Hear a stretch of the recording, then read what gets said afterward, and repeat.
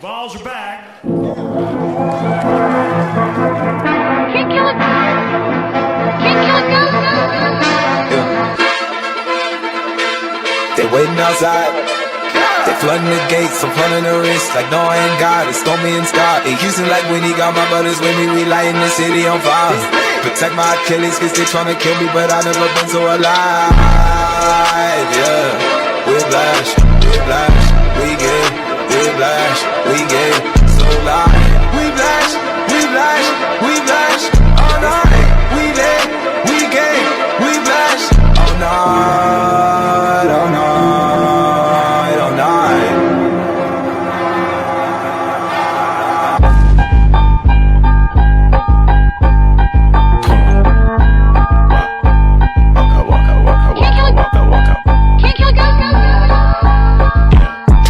Origami paper, but I never fall for anyone. She a 9 plus 10, yeah, you know that equal 21. Savage big in a rap, it's a brand, keep it running.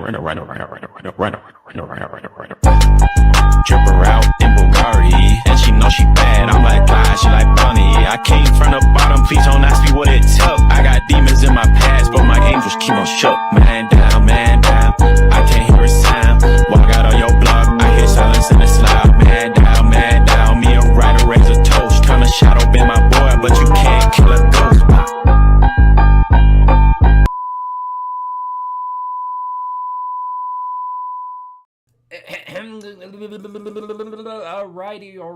Alrighty, we are present. Oi, fellow comrades, it is Squidtard here, along with my boys, Mr. Lucas Sharp and Julio Rodriguez, and welcome back to the Vol Star Podcast, episode 23. We've been doing this show for almost half a year, fellas. That is absolutely hard to believe. Didn't we start this show like in the summer of 23? Mm-hmm. That's right before the semester began. I remember, I think it was a week or two before I started my last semester of school, so we've already gone through all of that, and we're starting up a new one. In fact, by this time next week, I will have gone through my first bit of classes, pending the weather tunes down here a bit. So, and I imagine that most of the snow, most of the roads will be good by this point in time next week. How's everybody doing tonight? I hope you guys are having a phenomenal what's today? Yeah, Monday. Oh, who am I kidding? Yeah, we do this show every Monday at 8 o'clock p.m. Eastern Standard Time. We have a great time on here, talk everything Tennessee related, football, basketball, pretty much everything that we can find, and also just talk general sports with this community because, that's fun to do. Who doesn't love talking about sports? I see we got Andrew the Textbook in here. Good to see you here, buddy. All right, well, there isn't too much to talk about today. Before now, we've always had college football and stuff like that to talk about as the season's progressed. But now with the season coming to a close, and now that we're progressing through into the off-season of college football, that means we have to lean towards basketball. That's why I've got these two fellas here. They can carry my weight on that regard. So we'll have plenty of stuff to talk about. Did you guys watch that NFL game, the Bills and the Steelers? That just ended, actually. Yeah, I watched a good chunk of it. I personally didn't watch it, but I saw like the Bills were like up 21-0 at one point. Yeah, well, the Bills won 31-17, if I remember correctly. Yeah, it was 24-17, and it looked like the Steelers, like they were down 24-10. They scored a touchdown. It looked like they were going to find a way to come back into this, but their offense got way too conservative at the end, and they ended up losing the game. So. It was more interesting than I thought it was going to be. I thought it was just going to be a blowout, like all of them have been. But Yeah, with the Bills winning, it means the AFC side is set for the divisionals. The Chiefs will be taking on the Bills, and the Ravens will be taking on the Texans. Ain't that a something? What's the over/under for the amount of times we'll see Taylor Swift on camera? I'm thinking. In that game, I'm thinking, let's go 50. I don't know. But would you hit the over or the under on that? I'd hit the over. Hammer the over. Are you kidding? 50? Well, could you imagine if the Chiefs make another Super Bowl? If the Chiefs win the Super Bowl, I'm done. Yeah, I can't imagine a much worse scenario than that. Literally anybody win the Super Bowl but the Chiefs. Literally anybody. The worst case scenario is Chiefs versus Bucks, because of course they're a rival to my Saints, and I don't want them going further. I'd rather Speaking of which, of course, they're playing tonight against the Eagles. That game starts at 8:30. You already know I'm gonna try and tune into that chaos. Yeah, well, I want the Buccaneers to win that night because I like the Buccaneers, but because I'm a Cowboys fan, and yeah, speaking of, I don't want the Eagles. No, go ahead. Sorry, I cut you off. I don't want the Eagles to win. Yeah, speaking of which, you want to go ahead and talk about that? The Cowboys. Well, to be honest, as a Cowboys fan, all I'm gonna say is I expected it. I hate to be like, oh. Yeah, but yeah, I expected it. I'm pretty sure I said that even on one of the previous podcasts that I expected to lose that, and I have PTSD from facing the Packers and 49ers in the playoffs. If it's any other team in the playoffs, I feel safe, but if I face the Packers or the 49ers, it's just every time we run into them, we just can't beat them. I don't know why. Yeah, the Cowboys are just cursed. I think. Mike McCarthy, I don't know. Well, yeah, I mean, Mike McCarthy is some of it, but I don't know. Jerry Jones is also part of it as well. Well, I don't know what the fuck Dan Quinn was doing last night. Yeah. I know they were abusing the zone, and he just kept on calling zone. I don't know why. I know there was rumors going around that the Titans might try to hire Dan Quinn. If they hire Dan Quinn, I'm done. Yeah, you might as well just leave at that point. Right? Yeah, a little bit. I'm wanting the Titans to hire either Ben Johnson or Bobby Slowick. That's who I'm wanting. Preferably Ben Johnson, the Lions offensive coordinator. Yeah. And Dan Quinn's the same guy who screwed over the Falcons in such a horrifically bad level. Made their quarterback situation to something unrecognizable. And considering how ugly the Titans quarterback situation looks, that doesn't sound too good. Yeah. Oh, yeah, you need an offensive-minded coach to fix your mess, and the Cowboys we just need a better head coach. Y'all need a new owner. Well, I mean, yeah, but I mean, really, there is one person that I think could actually take this job and actually probably win the Super Bowl, but Jerry's not gonna give him the job. Actually, I think there's two, but I don't think Jerry's gonna give them two of the job because his ego couldn't handle it. And that's Belichick or Harbaugh. It looks like Harbaugh is probably going to go to the Chargers because it looked like he was interviewed by him, if I remember correctly. Yeah, I saw they interviewed him. Yeah, Harbaugh right now is favored to go to the Chargers, and Bobby Slowick is favored to go to the Titans, which, I mean, I'd be fine with Bobby Slowick. Preferably, I prefer Ben Johnson, honestly. Well, if Harbaugh leaves, I know that's going to make things interesting over in the college football world because that means you're going to be in for another phenomenal coaching scenario. And, well, you know what the rumor is who Michigan's going after? Who? Brian Kelly. No, Stop. that'd be insane. I'd take them. Truth be told, I think they would go with Sharon Moore, the guy who coached in the Ohio State game. I think they go with him over Brian Kelly. Yeah, that's what I was thinking. Maybe they promote him to head coach. Yeah, so there's Sharon Moore, but there's been some rumors that they might go after Brian Kelly. Mm-mm. Brian Kelly would be dumb to leave. Yeah. I mean, Michigan did just win a national title, but still. Somebody started a rumor that UTEP's heading to the SEC, and as much as I would like that, it ain't happening. So, UTEP should be in the SEC. Oh, absolutely. Yeah. Or I could pull the TriStar and be like, well, what about Tulane? What about Sewanee? Polk County to the SEC. Hey, man, Sewanee was the original member. So. And plus, Sewanee, they dominated back then. Yeah, but of course, they're like D3 now, though. Yeah, they're D3 now. Sewanee to the Tardarian playoffs? I don't know. We'll have to see about that. All right, well, let's see. So, a few topics I want to talk about before we get into the sports side of things. How much, if you would have to say in inches, how much snow do you think y'all have gotten so far? I'd probably say like 5 or 6. Probably around the same or maybe a little bit less. My mom measured just like an hour ago. It was up to 7. So, and we're bound to get more overnight. Yeah, I'll check the weather app right now, but yeah, we're bound to get even more. By the way, y'all like that? Look, I got the Squidtard orange on my phone, on my home screen. That's a top G right there. Okay, anyway, you get the idea. We're gonna get more snow tonight, and it's gonna be absolute chaos. It's a great thing that for UT students, classes don't start until next week. Otherwise, we'd be in a bit of a tough situation, I would say. Yeah. Classes for me was supposed to start tomorrow, but yeah, it got canceled. Yeah, no. What about you, Julio? Do you have to drive anywhere this week? Well, I was gonna leave on Tuesday for my uncle's or whatever. So I was gonna, so I guess that'd be tomorrow because today's Monday.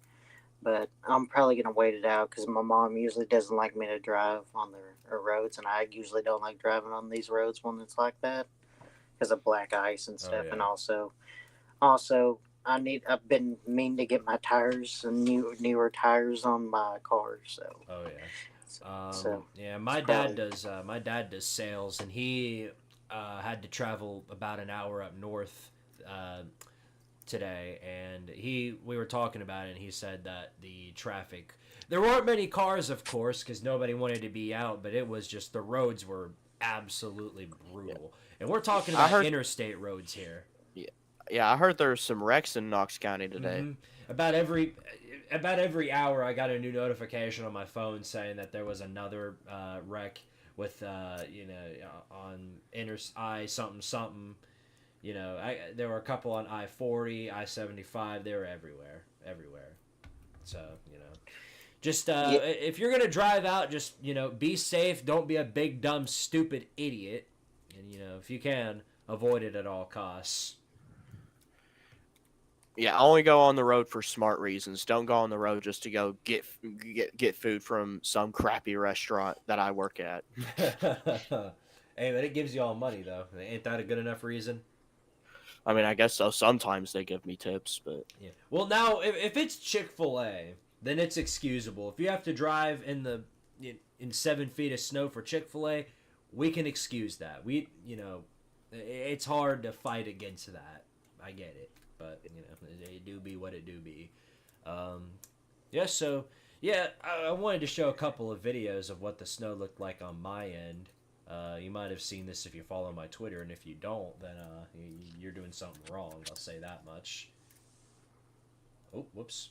What I meant to do first was to show it on this screen. I forget that these aren't synced. I need to remember that for the future. Okay, there we go. Now I'll show it to you guys. I have to show it for the viewers on YouTube first, and then I show it on StreamYard. There we go. So this is what my backyard looked like earlier this afternoon, and that was when there was only 4. Now it's nearly doubled, and yeah, that's our pool, and it's getting close to up here now. So like I said, doubled. Absolutely wild. Yeah, I don't think it's. I think y'all probably got more snow than where I'm at. So. Yeah, y'all. I think you got more snow than me. Maybe. Yeah, you got our bird feeders, and then my favorite addition is the tent, which ain't even a tent no more. All the curtains are down. You just got that one white part on top. There is one thing I wanted to show y'all in my bookmarks. This crap right here. Okay, come on, let me. Yep, here it is. This is amazing. Wait, what is that? Is that a person? Yep, that is.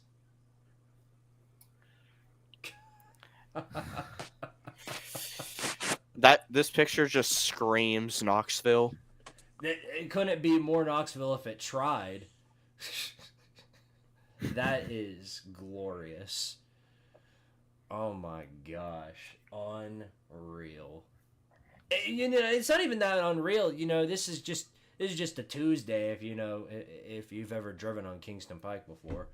UT student can tell you all about that. It's absolutely brutal. Then you got this jackass. People are great. I know. Are great.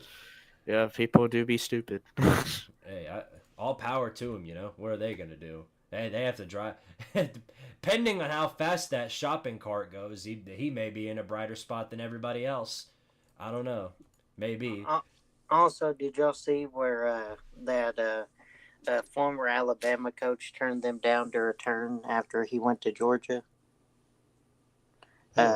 T-Rob, Travaris Robinson, I think. Is that how you say his name? I have not seen that yet. Anyway, he was the defensive back coach at Alabama, and then he signed for Georgia, and then Alabama was going to make him defensive coordinator, and he interviewed for it, but then he decided not to go back to Alabama, so he's going to stay at Georgia.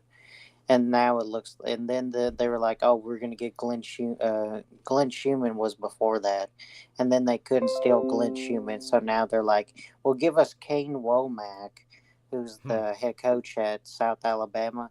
And I should let you guys know, you'll be very familiar with Kane Womack, because one, we beat South Alabama. That was at Heupel's first year, I think. Right. And then also, which is not really a big accomplishment, but still, we also, whenever he was the defensive coordinator at Indiana in 2019, you remember when we came back and won 23-22 by getting the onside kick and everything? Oh, yeah. Yeah, that was it. Games of all time.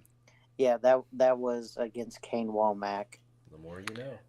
I know Kalen DeBoer, he was Indiana's offensive coordinator in 2020.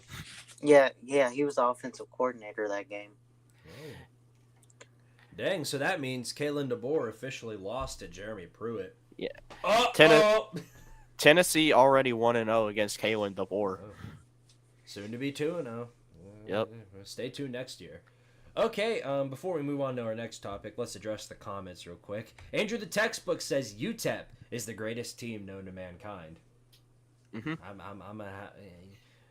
I can't disagree with that. Nobody can argue with you. Oh, for sure. Eric B. Jones says, "What's up, Squidtard and panel? Just sitting here in Oneida, Tennessee. I think that's how I said it. With about I was about to say, I think it's Oneida. Oneida, yeah. See, when I Oneida. said it, I felt like I was off. I'm horrible at that, clearly. But anyway, he says about 6 to 7 inches of snow, but he has a all-wheel drive Ford Flex. Yeah, you'll be all right. You'll be all right. You have nothing to worry about now that I think about it. You're more set than everybody else for the most part. Well, thinking one step ahead. Andrew the Textbook says T-Rob is going to be Georgia's new defensive coordinator from what I've heard because Muschamp is stepping down to become an analyst. Ooh. Or get this, he's waiting for that South Carolina job to open up.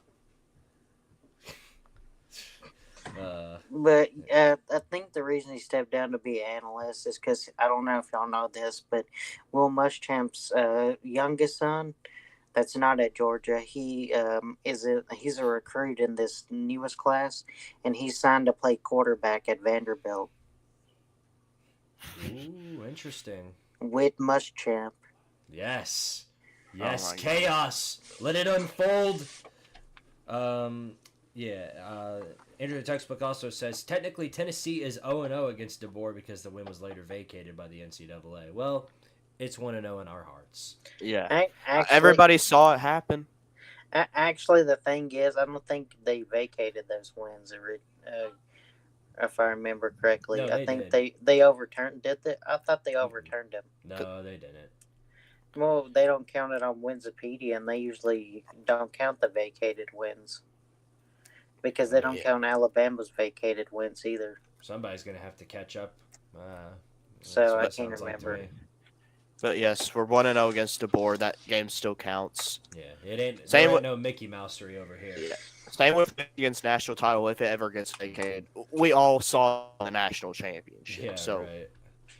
Okay, so some recruiting news. There isn't much this week, but we did get one big step of news. This was from 3 days ago. Tennessee football lands Alabama transfer tight end Miles Kitselman, I think is how you pronounce that. Yeah. And he I is. think I was gonna say I think it's Kittlesman because I think it's probably from like German origin.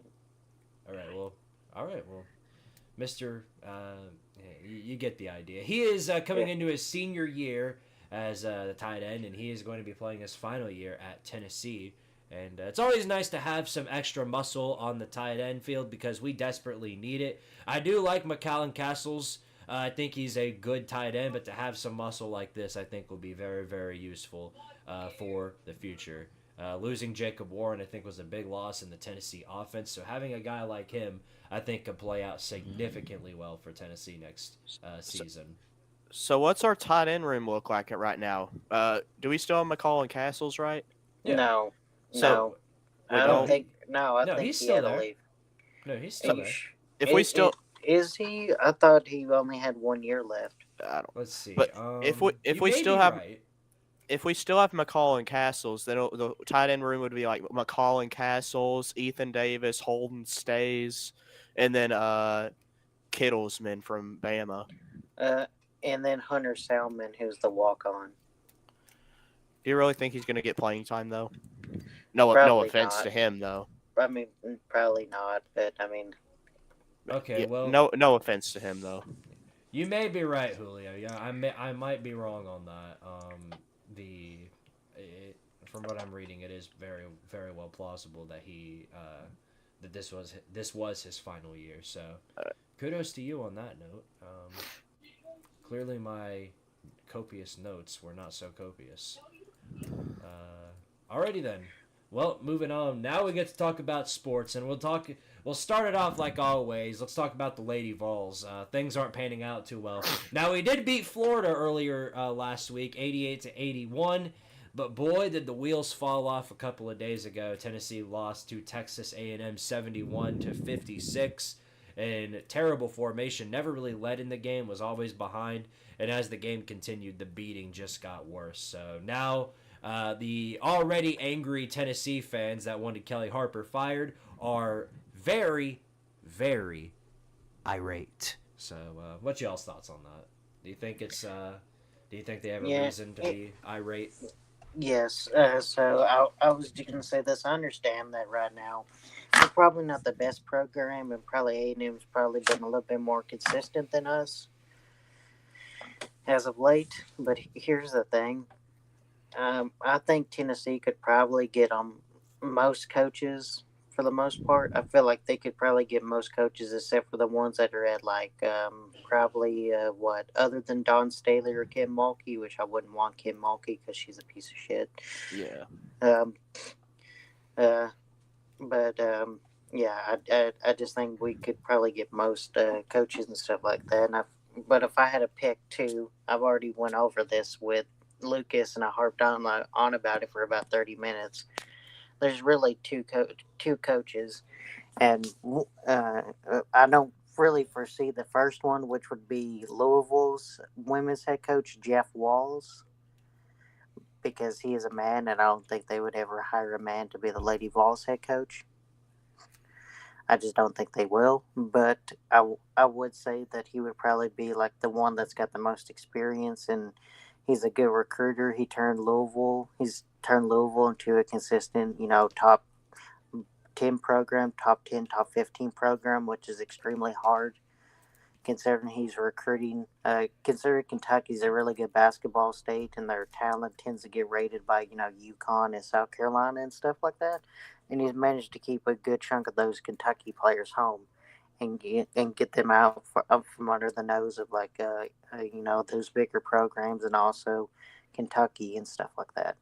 So that would be my first one. But if we're going to go after someone who's a little bit younger, then of course, I mean, I know a lot of the fan base wants her because of different reasons, because she's attractive, but Molly Miller is also a really good coach. Yep, I know she. I here know we go. she. I know. I know she coached at D3, but I'm not going over her attractiveness. I mean, yeah, she's attractive and stuff, but here's the thing: she can coach too. That's Trying not to the make a point of move? it. No, I'm not. No, I'm just saying she can coach. Like she can coach. She's 253 and 47 in her coaching career. And like I said, I understand that most of that happened at the D3. Was it D3 or D2 Yeah. level with Drury? I can't. I mean, well, pronounce Lance it. Leipold spent most of his career at D3, and look where he is with Kansas now. I mean, that's what I'm saying. Is like she's kind of like, yeah. I was gonna say that too, but yeah, it's kind of like the same thing. So, like I said, those would be the two coaches I would go after. Molly Miller, a playoff coach, sir. Yes. But like I said, you also got to keep in mind Molly Miller hasn't been a head coach at the D1 level for too long. So, Who knows? What I do know is that it'll be very interesting to see how that pans out because, imagine a season if this season Tennessee doesn't go to the tournament. That yeah, would, it'll be the first time ever. First time ever. And the reason I say Jeff Walls, why I would probably tend to pick Jeff Walls, one, he's more experienced. It's not because he's a man, because I want to get that out of the way before some Lady Vol fans try to jump on me for it. But it's because he's consistently made the tournament. He consistently makes every time he's been to the tournament, except for 2 times, he's at least made the Sweet 16. And he's made like 3 or 4 Final Fours. That's got to count for something. And I think he's made. I don't know if he's made a championship game, but he's made multiple Final Fours at Louisville.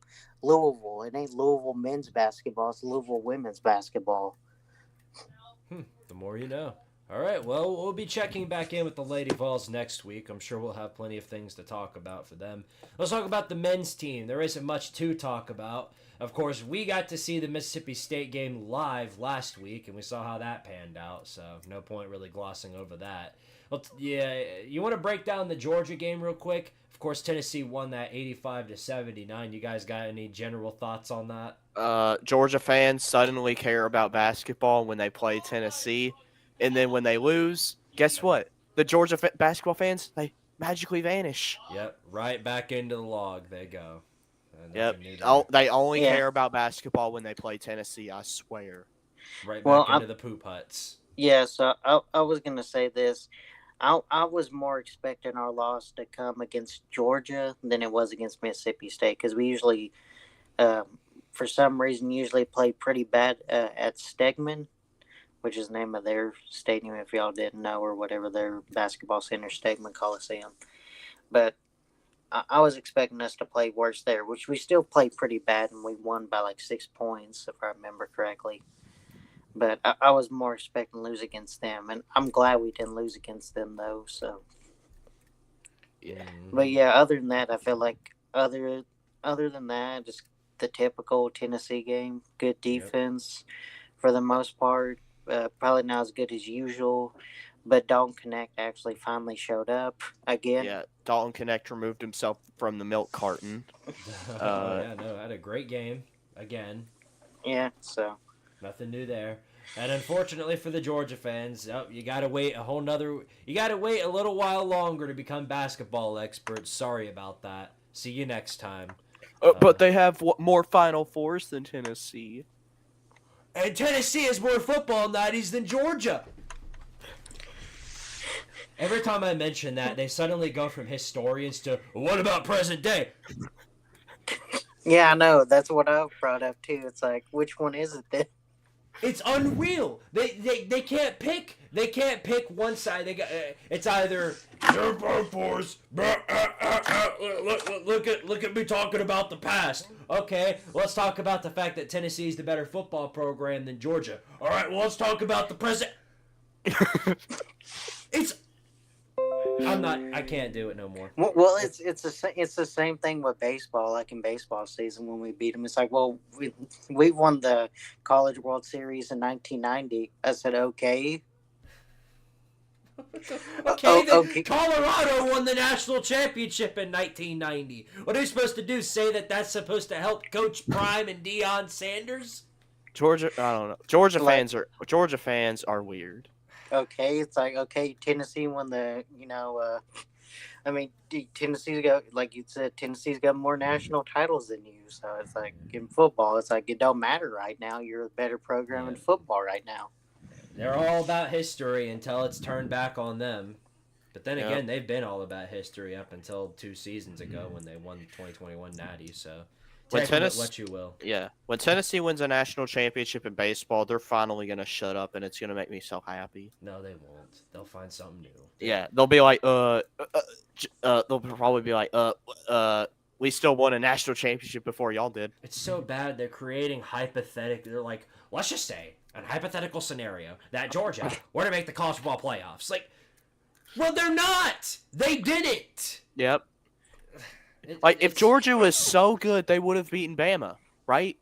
Like. Okay. Anyway, we're getting thrown off. Wait. I want to say that you did a great Heath Ledger Joker impression there. Thanks. It was, yeah, that's also I guess a Ben Shapiro impression too. Let's say hypothetically. Let's say hypothetically.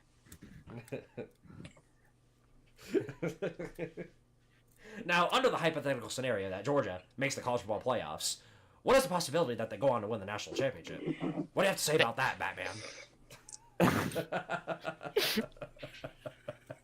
Anyway, we're getting thrown off track here. Lord bless all of the really decent Georgia fans on here. If you're a Georgia fan and you've been around for longer than since Georgia won the Natty, all blessings to you. I heckle these Georgia fans so bad on here, and they know it more than anybody. So, all blessings to you if you've stuck around for this long. Really, for real. Most of them have run away, but they've all credit to them for sticking around. All right. Eric B. Jones says I agree. Molly Miller is fine as. Oh, now he's down bad, right? Yeah. Down bad. No double standard there. Yeah, down bad. Down horrendous. Well, there was one thing I will say. Who I think that Tennessee will hire when we fire Kelly Harper will probably be Carol Lawson, who's at Duke, who also has very little coaching experience besides the past couple years when she took the Duke job. And I know that she was an assistant at an NBA team, I think, whether the Celtics or whatever. Mm-hmm. But like I said, she hasn't been a head coach for too long. So she's an up-and-coming coach? I mean, she's an up-and-coming coach, but I mean, I think the reason we'd hire her is because, one, she's an alumni, and then two, because she's younger, too. Mm-hmm. I mean, right. I think she's still a good hire, but like I said, I don't know. I think her and Molly Miller are about the same, really. Of course, Molly Miller has coached longer because she coached at the D3 level, like I said. But like I said, y'all have already heard my opinion on who I would hire. But my opinion never really matters. It's up to the people in charge. I mean, I trust Danny White to make the right hire, though. Yeah. So, like I said, it's up to him. Yeah, I trust him to make the right hire. Eric agrees with y'all. I was going to mention that because he didn't just say the thing about Molly Miller. He also said Danny needs to hire a proven D1 women's basketball coach. So, you know. I trust he will. Danny White has a really good track record. Because I would compare what the Lady Vols are into right now to like the period after Bear Bryant left Alabama, where they keep on trying to hire all these alumni. And the alumni, other than all the alumni, are practically failing. And yeah, you might back up into one like Gene Stallings, like Alabama did. But you need someone from outside the, outside the so-called, inside club to come and shake things up. Yeah. If you know what I mean, kind of like Nick Saban did. Right. All right, fellas. Well, you guys ready to get into the next topic, which is our final topic for today? And Well, it's the title, so granted, I think everybody knows what's coming up. We never really covered the 2024 schedule. We talked about it very, very briefly during the season, but now that the season is over, we have a full off season to kind of, go into coverage of that. The off season brings many joys in this community. Of course, the biggest being the community having drama with each other. I keep saying it. Once the college football season comes to a close, there's always somebody in this community that ends up having drama with somebody else, and they always fight on stream. And I say it every single time. The moment you see drama, that's how you know the off season begins. Yep. Now, thankfully, we've had no drama. Knock on the wood, but I doubt that'll be a thing. But we'll see. We'll see. Anyway, watch me and Julio start beefing next episode. Well, thankfully, that's why I'm glad the Titans and the Cowboys aren't playing. Oh no! Now I feel like I might have talked too much crap about the Cowboys. Yeah, I've already heard enough stuff about the Cowboys. Cowboys fans get ducked on all the time. Yeah, Julio's just at the point where he just can't feel the pain anymore. He's just felt it so much. Right, exactly. So yeah, now that we have an entire off season to talk about all of this stuff, we can go ahead and talk about the 2024 football schedule, and it is a very interesting one. I will say that. Now, me and Lucas twice actually got to go to Neyland Stadium to watch some of these games. We went to the UConn game in November, and then later in that same month, we of course went to the Vandy game, and both of those games are really fun environments to be in. So of course we're gonna try and make it a goal, and Julio, hopefully you can tag along with us to go to all of these games in Neyland Stadium, and there are some really, really fun ones coming up. So I'm excited to. Are y'all going to all the games this year? We're gonna try to. That's not confirmed yet, but we're gonna try our best. All right, well, let's go ahead and talk about this schedule. And it is, like I said, a very, very interesting schedule presented for the peoples on here. Okay, so we start out in August. Oh, by the way, something that's interesting about this upcoming season is that everybody has 2 bye weeks. Because before this, there was only 1 bye week. Now everybody's got 2. So pay attention to that and where that's going to be if you can. All right, so Chattanooga is the first one on the schedule, August 31st. It's basically a tune-up game for Nico. We're all in agreement there that Tennessee is going to probably, chances are, win that, correct? Nah, UT Chattanooga's a powerhouse. Playoff team. Playoff team, sir. Yep. And if I can throw them into NCAA football in the near future, maybe. Hey, I mean, that is where Terrell Owens went to college. Ooh, interesting. They only need about 10 of those to beat Tennessee next season. So. But yeah. I mean, I was joking, but yeah, we win. The interesting one, of course, is right after that, the next week in Charlotte, North Carolina, the Dukes Mayo Classic. NC State and Tennessee battling it out. NC State actually had a pretty good season. They finished out 9-4, lost to Kansas State in the Pop-Tart Bowl. So they're Pop-Tart Bowl runner-ups. So you better watch out for these fellas. I think this could be a potentially interesting game. It's going to be, of course, Nico already had a good challenge in Iowa's defense, but now we get to see what he does against NC State's defense. I'm looking forward to seeing how this one pans out. Yeah. For me, I'd still lean Tennessee. I'd still lean Tennessee in this game because I don't know. I just ain't really high on ACC teams because it's the ACC. The ACC is absolutely horrible. Mm-hmm. Right. Also, if I remember correctly, I think there was a study done one time, and NC State is like the most average college football program of all time.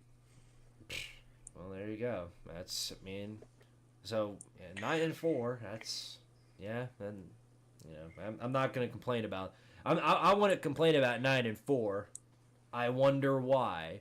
Anyway, back to the topic at hand here. Should be a fun one, but I do believe Tennessee is going to be pretty well favored. I think they'll be like a 10-point favorite, unless like unless like the entire team dies or something, they should be favored by 10 Yeah. or somewhere Yeah, in that range. so one thing to watch out for, they got Grayson McCall, who was the former Coastal Carolina quarterback. Wait, True. Grayson McCall's still in college? You wouldn't think so, Yeah, huh? And McCown yeah, Castles isn't. Yeah, so Grayson McCall is transferred to NC State. That's where he's going. He's going to be their quarterback more than likely. And then also, of course, they got Justin Jolly from UConn that the Tennessee fandom was all over. Ooh. Watch their Justin tight end. Jolly. Watch Justin Jolly have like a breakout game against That us. could be a deadly duo. I do see that happening. Justin Jolly and Grayson McCall. That could be a deadly duo. Also, they got another transfer wide receiver from Ohio State who was the number one player in North Carolina. I think, what was it, last year or the year before? Noah Rogers. Tennessee was in his top three along with Ohio State and NC State also out of high school. Like I said, Noah Rogers. He was from Raleigh, so he's coming back home. And then I want to say there was another one. I'm trying to think. There was another recruit too, Elijah Groves, who plays in the same district as my high school, who was a linebacker. He was originally committed to Kentucky, but he flipped to NC State, and he's like the number 3 player in the state of Tennessee. I guess it'd technically be last year. Of this class? Now, yeah. Well, I don't see him making an impact day one. I mean, those are really good recruits, and, it should be good enough for another 8-win season for NC State. So, I mean, I was just saying that because I think that there's a reason they went after him is because, 1, he's a good player, and 2, I think they wanted to send a message that they're being serious or whatever. Serious enough to win 8 games. Yeah. So anyway, I do believe Tennessee is going to be favored in that matchup. I guess we can all agree on that. I'm not going to say in concrete definition that Tennessee will win that game, but I think we can all agree. I think Tennessee wins that game. I don't think it's a toss-up kind of game, in my opinion. Yeah. Next up, Kent State. The week afterwards, another tune-up game for Nico in, of course, Neyland Stadium. Should be another pretty easy one if we're being honest. And Tennessee should start out 3-0. I think that's Nick Saban's alma mater. Fun fact. Oh yeah, I had a feeling that somebody big went there. Wasn't there like a good NFL player that also went there? Yeah, he was teammates with Nick Saban. Jack Ham, the middle linebacker for the Steel Curtain defense. Wow. Yeah, he played on the same team as Nick Saban. Nick Saban was a defensive back. Oh yeah, I think I know what you're talking about. Are you talking about the guy who didn't have like 2 front teeth? Yeah. Yeah. Also, I want to think, did James Harrison also go there? I want to think there was also James Harrison. Oh, Julian Edelman went there. Wait, I thought Julian Edelman went to Eastern Washington. Or wait, no, that was Cooper Kupp. No, Julian Edelman was a quarterback at Kent State. Oh, yeah. I was trying to think. There's some other... Oh, Dree Archer, who had, like, one good NFL season before he quit. I like how this went from, like, talk about the schedule to talk about the history of our opponents. Yeah. Well, I'm sorry, but, like, whenever it's fine. It's actually like interesting, that, man. Yeah, so I didn't know. I just thought it was just kind of funny. We're facing Nick Saban's alma mater. We've deviated too many times on here. Yeah, mostly my fault, but yeah, that is interesting though. Anyway, Tennessee, I think, should start out 3-0. You guys agree? Yeah. After that, though, this is where things get fun. On the road, first true road matchup. In Norman, Oklahoma, the place where Josh Heupel originally played quarterback. This is going to be a very, very fantastic game. I'm looking forward to seeing how this one pans out. Of course, Tennessee and Oklahoma had a home-and-home last decade, and Oklahoma, of course, beat Tennessee twice in a row. The Vols are looking for revenge, and this will be one of Oklahoma's first matchups in the SEC, so I'm definitely looking forward to seeing how this pans out. And it will kind of tell their trajectory of where Tennessee's season will head in this matchup on the road at Oklahoma. What's y'all's expectation for this game? I would say this game's a toss-up. Yeah, Uh, it's a toss up. I think it really depends on how good Jackson Arnold is, because I think that's who more than likely is going to be their quarterback next year. True. Who was also a highly rated quarterback. Funny enough, is he from Tennessee? I think he is. I think so. Maybe. Yeah, I think he's from Tennessee. I can't remember. Y'all have to look that up because He's I'm going on to my need a phone. good offseason, though, because they did not look good Yeah, against Arizona. yeah. They also lost what I think a good chunk of their line. Hmm. They lost some of their line depth.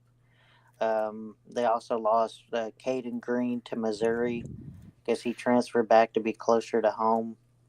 Yeah. Um, so, like I said, it just kind of depends on what the line looks like. Yeah, So, I think I would still favor Tennessee in this game, but only by like a few points. Yeah. yeah, I would say just by a few points. Also, Heupel tends to hold grudges, and he's not on the best terms with Oklahoma. So, I think we can squeak out a win.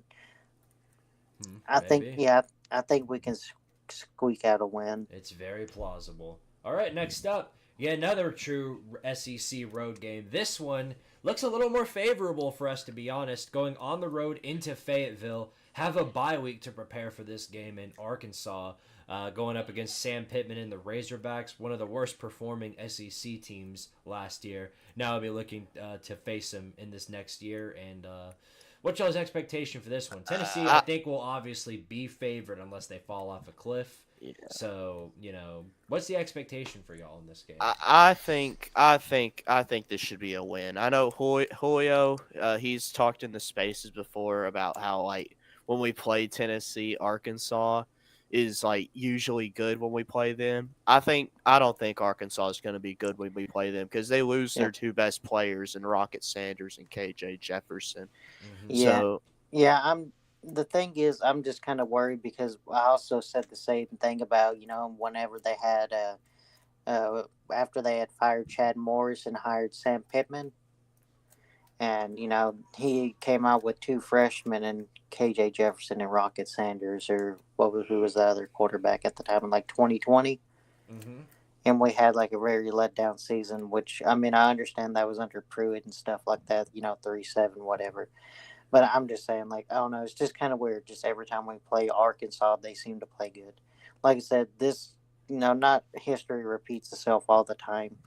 I do think we'll probably win this or whatever, but I'm just saying, watch out for that game. I think it's a sleeper game on the schedule because I feel like a lot of people overlook it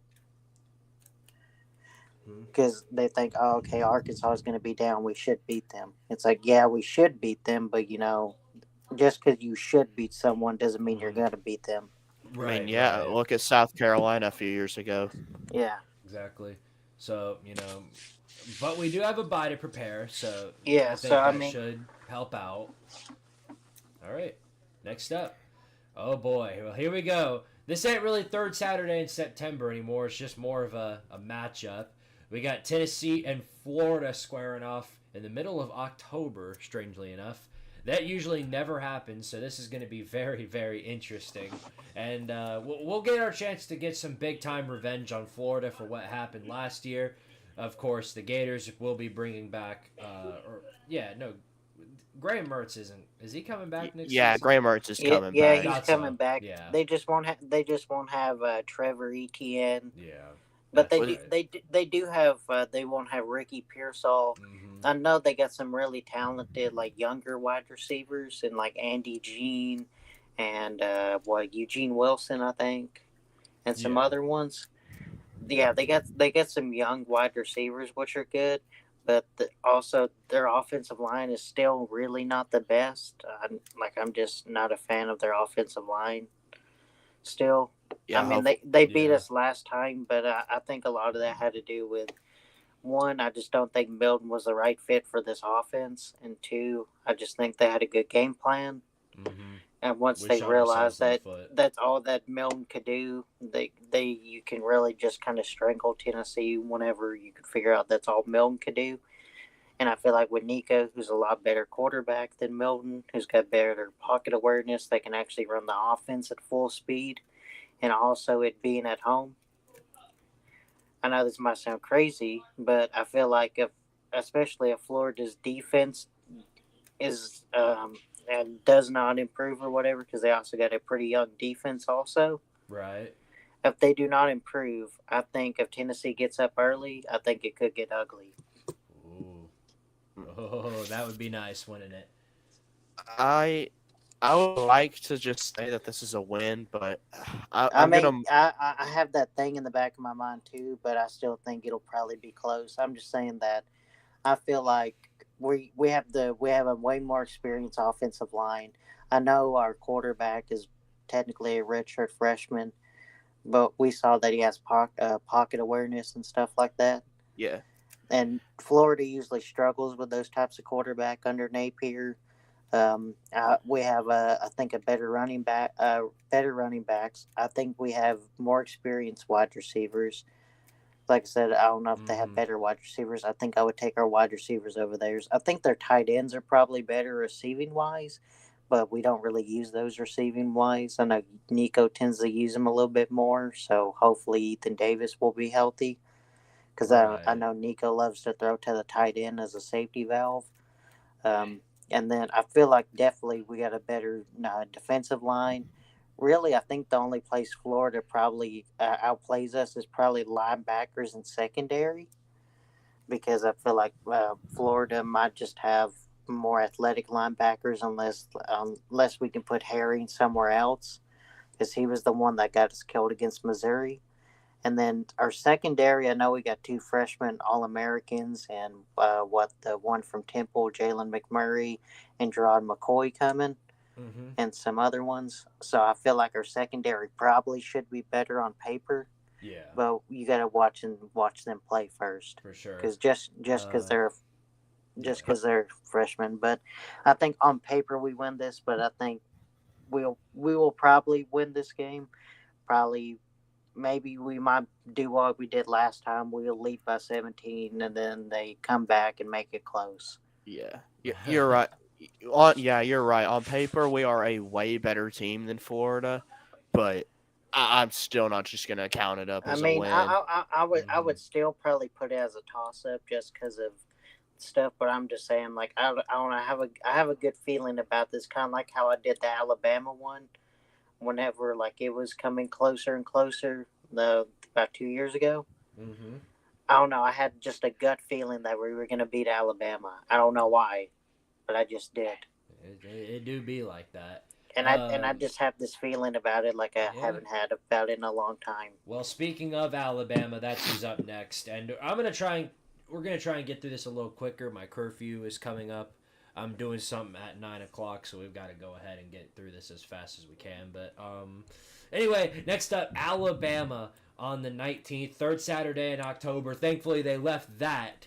The same as it always has been. And this could be a very fun one. Kalen DeBoer coming to Knoxville with Jalen Milroe and company. This is going to be a fun one, I think. Do y'all see us getting our revenge on Alabama and having a 2-game win streak in Neyland Stadium against Bama? I think we can. Because of Kalen DeBoer, even though he's a good coach, he's never faced in an environment like Neyland Stadium. Yeah, This is going well, to be like the toughest environment he's ever going to play in. yes. So that's what I was gonna say was that Wisconsin. He faces Wisconsin on the road, but I just don't think Wisconsin could compare to Neyland Stadium. And this is going to be technically his second ever SEC road game because they face Vanderbilt. But let's be honest, Vanderbilt's not an SEC road game. Come on. Yeah, that's a home game. You kidding? So like I said, it's his first true SEC road game. We don't count Vanderbilt around. Oh yeah, I like the sound of this game. I do think so. All right, next up, Kentucky on the 2nd of November. I think we already know the history of this matchup. Yeah, we get a bye week before that too. That's also true. You are right. So the expectation here is that we beat Kentucky, right? Yeah. Yeah. I always count Kentucky as a win. Until proven otherwise. Right. Yeah, and based on where Kentucky is right now, with Brock Vandagriff, I just don't see him going into Neyland and getting the dub. I just don't see that happening. stranger things have happened. After that, we get the Cowbell College, Mississippi State taking on Tennessee. This one also in Knoxville. So, Sorry to interrupt. I was going to say I think this could be a shootout because Jeff Levy is a disciple of Heupel disciple, true. if you will. And who knows? He was on the UCF staff with him, so We could see this I think game. it'll probably be a shootout. Oh yeah, we could see this game turning into what Tennessee and Mizzou was before last year, where it's just a bunch of boom, boom, boom, boom, boom, boom, boom. So Lucas. I'd still pick Tennessee in this one. Oh, Yeah. Let's see. All right, and then of course, after the Mississippi State game, we go back on the road to everyone's favorite Mickey Mouse school, the fellas down in Athens, the Georgia Bulldogs, and this is going to be a tough one, of course. Carson Beck coming back. I think talent. this is an L. I'm sorry. Yeah. As much as I would love to say, do be what it do win. Yeah, but I just think right now until Heupel can prove he can play better against Georgia, I think it's a Proven Georgia otherwise. W. Mhm. Yeah. I definitely see your point there. All right. Well, looky here. Who is that? Oh no, that's a loss. That's a loss. Yeah, That's a a loss. death trap right there and waiting. That's just. What are we supposed to do about that? Yeah. Well, GG's, fellas. I think we might as well not even just step on the field if we're being honest. Yep. The miners. Yeah, we may be in some deep trouble here. Yeah. So I think we win that. And then, that is one of the boldest predictions I've ever heard in Yeah. my entire life. That's probably the boldest thing I've ever heard. Like, are you genuine about that? Yeah, Yeah, I think- stop lying to yourself. I don't know about that. How could we stand up to the mighty UTEP? Yeah. Rethink that, Lucas. What should That- you say? I'm sorry, we're about to get back-to-back L's. UTEP might even put 100 on us. Might put 100. Be real with yourself, man. Come on now. Yeah. All right. Anyway. Oh no! And it gets worse. No, not really. We're about to take 3 L's in a row to end the season. By this point, what will they be? 11 and 0. Yeah, they'd be 11-0. The 6-1 Vanderbilt Commodores, man. Oh, Yeah, watch it's out. at Vanderbilt, so it's going to be a true road game. Yeah, shout out to my buddy Jared. He's already said Vandy's going 3-9 or 4-8 next year. I'm gonna hold him to that. So if we get into the fall and he's talking about how Vandy could start out with 7 wins before the Tennessee game, then I'm gonna have to let him know about it. But, Yeah. but until he eventually does, then Yeah. the expectations are set for Vandy. Yeah, so looking at the schedule, I think we probably go at best 11-1, at worst probably 9-3. I would 8-4. say, yeah, I'd say the floor is 8-4, and then at best is 11-1. So yeah, my guess is that 9-3. If you get a season like 10-2, then you could be looking at a potential playoff bid there, depending on how. I think if they go in favor. 10-2, I think you have to put SEC team at 10-2 in the playoffs. Probably. Especially I just for wish only losses to like Georgia, at Georgia and at Oklahoma, or against Alabama, or something like yeah, that. too many things would have to happen, in my opinion, for that to change. Here's the thing, though: if Tennessee goes 11-1 with their only loss to be into Georgia, and then Georgia finishes like 12-0, would they put Tennessee in the SEC championship? I guess it depends on what all the other records are in Yeah. conference. Because I know they ain't gonna have divisions next year. Well, I mean that's yeah. that's what I'm saying. That It depends kind of You go if ahead. if Tennessee is the second best team, then yes, we will be playing them in the SEC championship. That definitely leans a lot more on what happens with Ole Miss and Missouri, I think, because they've both got easy paths to a 10-2, 11-1 seasons. So if either one of them does it, then I don't see us sneaking in over them. But stranger things have happened. Who knows? Maybe a three-way tie. Who knows? Maybe we can do a tournament. A round robin or something. Exactly. All right, fellas. Well, that's going to wrap it up over here at the Vol Star Podcast. Thank you guys so much for watching.